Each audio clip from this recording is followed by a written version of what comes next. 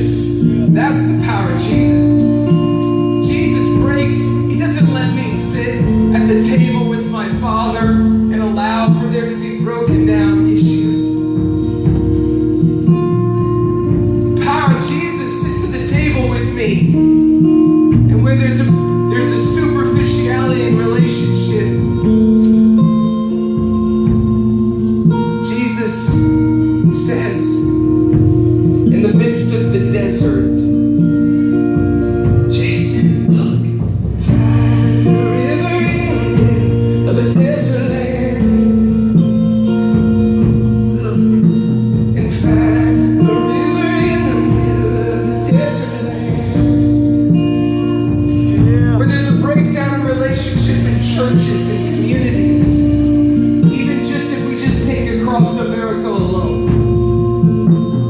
It's often spoken, the dualism of America, or maybe even the word, let's say pluralism. We talk about pluralism within our culture. What about the pluralism right within church?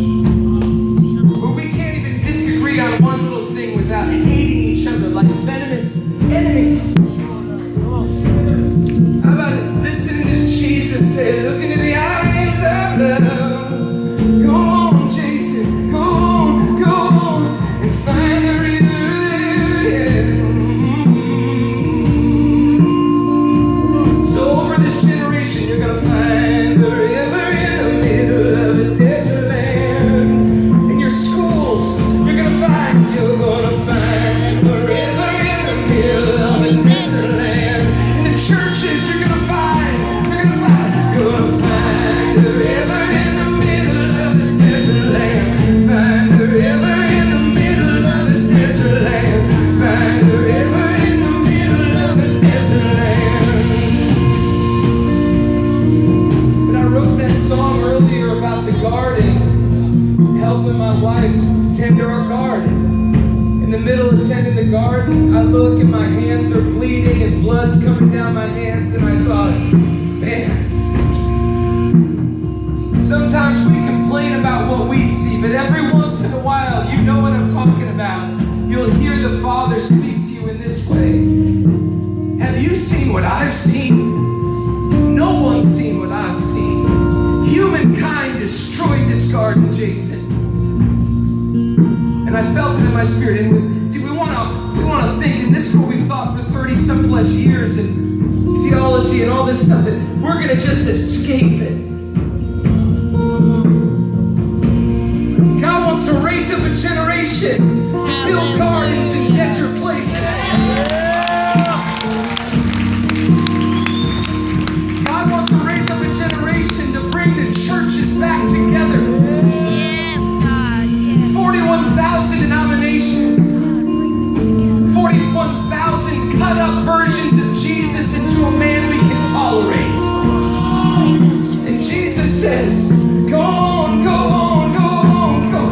Find the river in the middle of a desert land. Find the river in the middle of a desert land. Do you see what I see? Do you hear what I hear? Go on, go on, go on, go on. Teach us how to pray. A river in the middle of a desert land. Find the river in the middle of a desert land.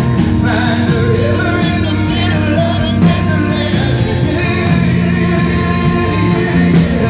Find the river in the middle of a desert land. Find the river in the middle of a desert land.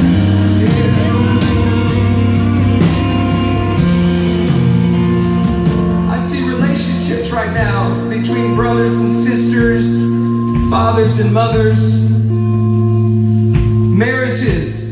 Find a river in the middle of a desert land.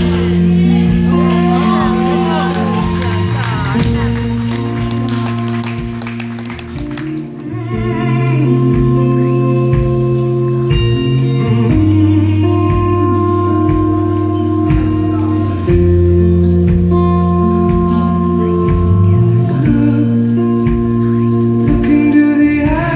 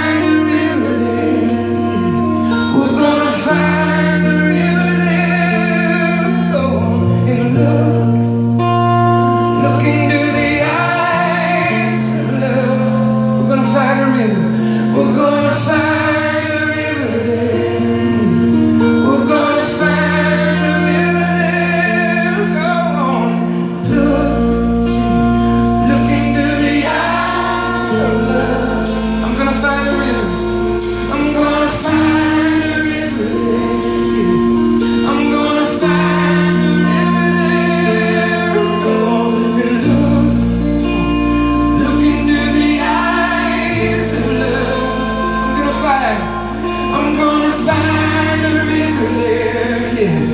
I'm gonna find the river there. Go on, sing it. Look, yeah. Look into the eyes of love. I'm gonna find the river there, yeah. I'm gonna find the river there, yeah. Look into the eyes of love. You're gonna find the river there, yeah. You're gonna find the river there, yeah. Look into the eyes of love, yeah. We're gonna find the river there, yeah. We're gonna find the river there. So I have 4 children, Samuel and Emma and Lucy and Oliver. In May, I went to the big church day out. Friends of mine there. I brought my friends to play with me, and they were nice, kind enough to let me bring my son Samuel.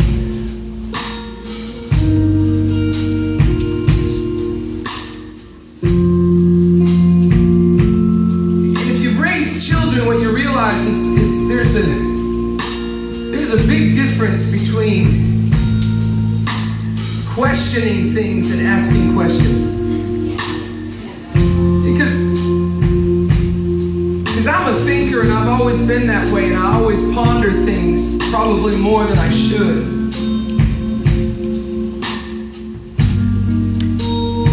And sometimes I'll find myself in rooms with people that I get about an hour into it and I realize, whoa, wait, we're not on the same page.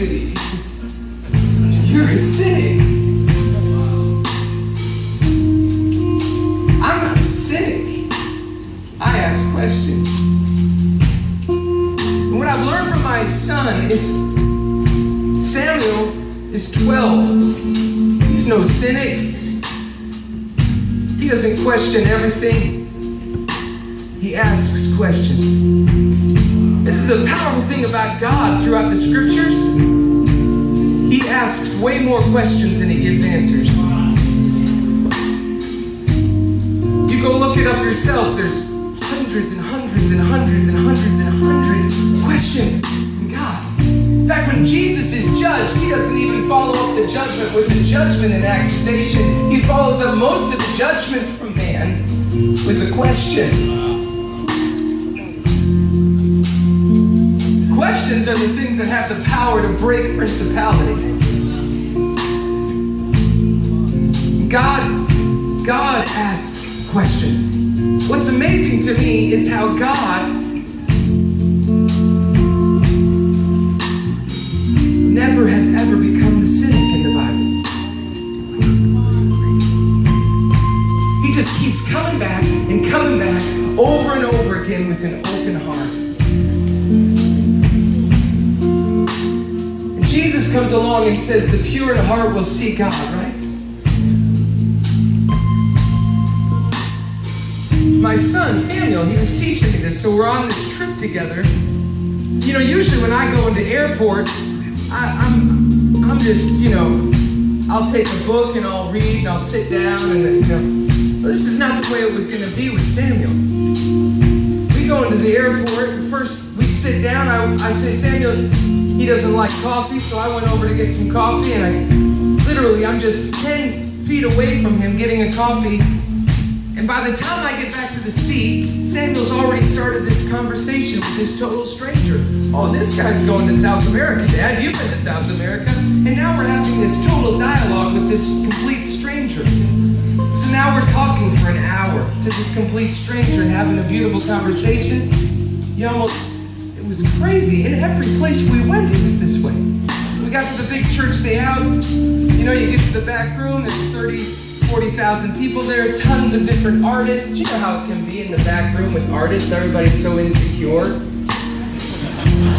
Not Samuel. Samuel's just, hey, Dad, I met this lady named Amy. She's amazing. Come over and talk to her. Well, it's Amy Grant. He doesn't know who Amy Grant is.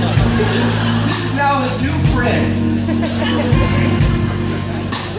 Yeah, we were just hanging out while you were up there worshiping. I was sitting next to her talking to her. It was great. Samuel does not have the heart of a cynic or the mind of a cynic. He's got open eyes, and this is what a generation can look like. Samuel believes if I could just have 5 minutes with that person, find out where they live, learn about them, we'd be friends. I know we would. And this is what Jesus says when he takes us in Matthew chapter 7. And I'm not going to preach at you, don't worry, nothing like that. He says, do not judge, or you too will be judged. For in the same way as you judge others, you will be judged. And with the measure you use, it will be measured to you.